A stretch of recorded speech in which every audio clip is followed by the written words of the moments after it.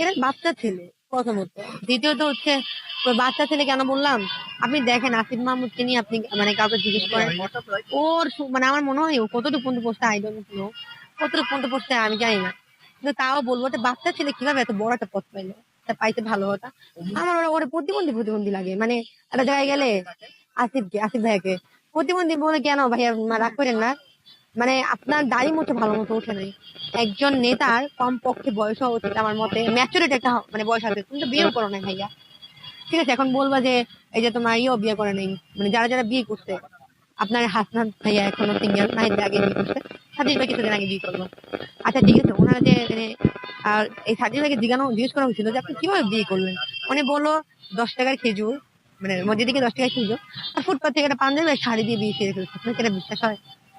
তো যদি এটা করেও ওই যে পরিমাণ ভিডিওতে ভিউ পাইছে, ওটাতে তো মনে করেন যে, আমি মনে করি কি জানেন, বিয়ে করে বিয়েতে অনুষ্ঠানে খরচ করাচ্ছে ওকে নিয়ে ট্যুর দেওয়া দোষ। এটা কিন্তু দুজনে উপভোগ করতে পারলো, আমার সাথে খাওয়া লাভ নেই। ওনার বাসাটা মানে মেন্টালিটি মনে হয় এরকম ছিল। আর সেকেন্ড হচ্ছে যেটা বলতে চাইছিলাম যে আসিফ ভাইয়াকে নিয়ে, আসিফ ভাইয়া, নাহিদ ভাইয়া, হাসান ভাইয়া, যারা যারা আছে, ওনারা আজকে এই যে জুলাই ঘোষণা বলছে 4 দিন আমাদের সাথে হাসান ভাই অবস্থান করলো শাহবাগে। লক্ষ্যরে যখন আমরা অবস্থানটা নিলাম, আমাদের কথা ছিল আওয়ামী লীগ নিষিদ্ধ করা না অব্দি আমরা রাজপথ ছাড়বো না। তারপর যখন আওয়ামী লীগ নিষিদ্ধ হয়ে গেল, তখন আমরা বললাম যে ঠিক আছে, এখন আমাদের জুলাই সনদটা দেওয়া হোক। কি বললো, 1 মাসের ভিতরে দেওয়া হবে। যে আসিফ নজরুল যে আইন উপদেষ্টা, উনি বললে 1 মাসের ভিতরে দেওয়া হবে। 25 জন আর কি। 1 মাস হয়ে যাওয়ার পর, এতদিন হওয়ার পর ওনাদের দেখেন তো এই যে একটা পোস্ট আছে কিনা, আজকে দিতে পারে, আজকে যে এই ঝামেলাটা হওয়ার পরে দিতে পারে, কিন্তু এর আগে ওনাদের দেওয়া উচিত ছিল। ওনারা এখানে আসছে আগে, আমাদের বলা উচিত ছিল আমরা এখানে অবস্থান নিচ্ছি, তোমরা আসো।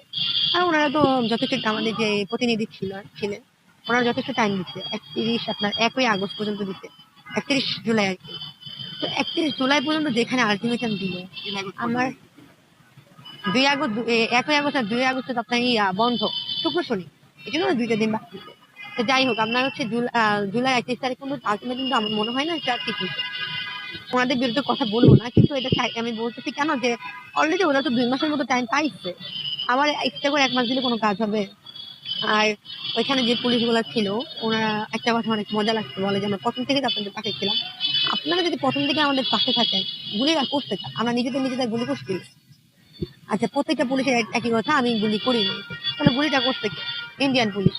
ইন্ডিয়ান পুলিশ যদি গুলি করে থাকে, তাহলে হাসিনাকে আমাদের কাছে কালার বানালো কে?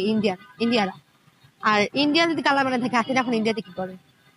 হাসিনা এখন ইন্ডিয়া থেকে গিয়ে, ইন্ডিয়া তো সত্য কথা ছিল হাসিনা, তোমরা বাংলাদেশে পুলিশ পাঠাইছো, পুলিশ আমাদের ছাত্র জনতাকে মারছে, তো তোমাদের জন্য এখন আমি কালার হয়ে গেছি। সেখানে ও ইন্ডিয়াতে দিব্যি বসে আছে। আর সেকেন্ড কথা হচ্ছে যেটা, যে আমরা তো ইন্ডিয়া যেতে পারবো না অবশ্যই। ও ইন্ডিয়া থেকে যে পরিমাণ মানে নিয়ে কথা বলতেছে, কনফিডেন্স, যে আমি চাইলে বাংলাদেশে যাইতে পারি, কিন্তু আমি যাবো না, কারণ আমাকে মোদি ভাই যাইতে দিতে চান। মোদি তোমার ভাই লাগে, আমি প্রথমবার শুনলাম। আমরা তো জানতাম ওই যে তোমার ওই যে কি বলে, কি যেন স্লোগানটা, বলে গেছি, যাই হোক, মোদি ওর হাজবেন্ড না, ওই যে আপনার মোদি হচ্ছে হাসিনার হাজবেন্ড, এনে কথা বলছেন। হ্যাঁ হ্যাঁ, ওই যে স্লোগানটা ছিল যে পালাইছে পালাইছে, মোদির বউ পালাইছে, আরো অনেক অনেক স্লোগান ছিল, সেগুলো এখন মনে নেই। কিন্তু উনি একটা আমাদেরকে, যে আমাকে একজন প্রশ্ন করছিল, তুমি মানে আপনারা যদি মনে করেন যে অনেক কি যেন বলছে, কাদের মেবি বিএনপির একজন নেতা বলছেন, মনে নেই নাম ঠিক, উনি বলছে যে আমরা তো, সরি আওয়ামী লীগের একজন নেতা, ওবায়দুল কাদের, কাউয়া কাদের, সরি, উনি বলতেছে যে আমরা তো ইন্ডিয়া পালানোর সুযোগ পেয়েছি, ছাত্ররা তাও পালাইতে পারবে না, এটা বলছে। আমি বলবো ছাত্ররা কখনো পালায় না, ছাত্ররা হয়তো রাজপথে শহীদ হবে, নয়তো যুদ্ধের সফলতা ছিনাই নিয়ে, স্বাধীনতা ছিনাই নিয়ে বাসায় যাবে, ছাত্ররা কখনো পালায় না। আর হাসিনা যে কথাটা বলছে যে আমি, হাসিনা কখনো পালায় না, ঠিক আছে, আসলে এটা মনে হয়, আমি কি বলবো, যে একজন বৃদ্ধ বয়স্ক লোক মানে মহিলা পালাই গেছে, হাসিনা ওই যে এখনো আছে লুকাই ছিল বাংলাদেশের কোথাও, ওনার ভাষ্য তো এইটাই যে হাসিনা কখনো পালায় না। আর আমি বলি, উপদেষ্টাদের উপরে আমার সবচেয়ে রাগ কোথায়, আমাদের লিডারদের উপরে। সেদিন আমার বঙ্গভবন ঘেরাও করলাম, যে আমাদেরকে বললো টুকু যে যে আমার হাসিনার পদত্যাগ করছে কোনো দালালের প্রমাণ আমাদের কাছে নাই। আরে সেদিন তো আপনিও ছিলেন, আপনিও তো ছিলেন সেদিন ভাইয়া। আপনি তো বঙ্গভবনে ছিলেন, বুঝছেন আমরা কতটা কষ্ট করছি, ঠিক আছে। জেনে শুনে পর সবগুলো নিয়ে চলে গেছেন, আমি যাইনি। কেন যাইনি জানো এখন? চুপ্পু ওই সময় কোন একটা কিছু বলুক, হ্যাঁ, কিছু বলেই নাই। আমাদেরকে বলা হলো চুপ করে সরাতে হলে সংবিধান চেঞ্জ করতে হবে। ঠিক আছে, সংবিধান চেঞ্জ করতে কয়দিন লাগে? ৩ মাস। ঠিক আছে, ৩ মাস সময় লাগে। তারপরে আমাদেরকে বলা হলো যে ৩ মাসের জন্য থাকতে। ৩ মাস হয়ে ৭-৮ মাস হয়ে যেত, সংবিধান কি চেঞ্জ হলো না? যে আপনার আমি যখন জুলাই আমরা যখন মাঝখান দিয়ে হাসিনা ফাঁসির জন্য অনশন করছিলাম, তখন আমাদেরকে বলা হয়েছিল হাসিনা মানে হাসিনাকে ফাঁসি দেওয়া যাবে না। কারণ সংবিধানে বা পৃথিবীর কোনো দেশের সংবিধানে প্রাইম মিনিস্টারকে ফাঁসি দেওয়া যায় না।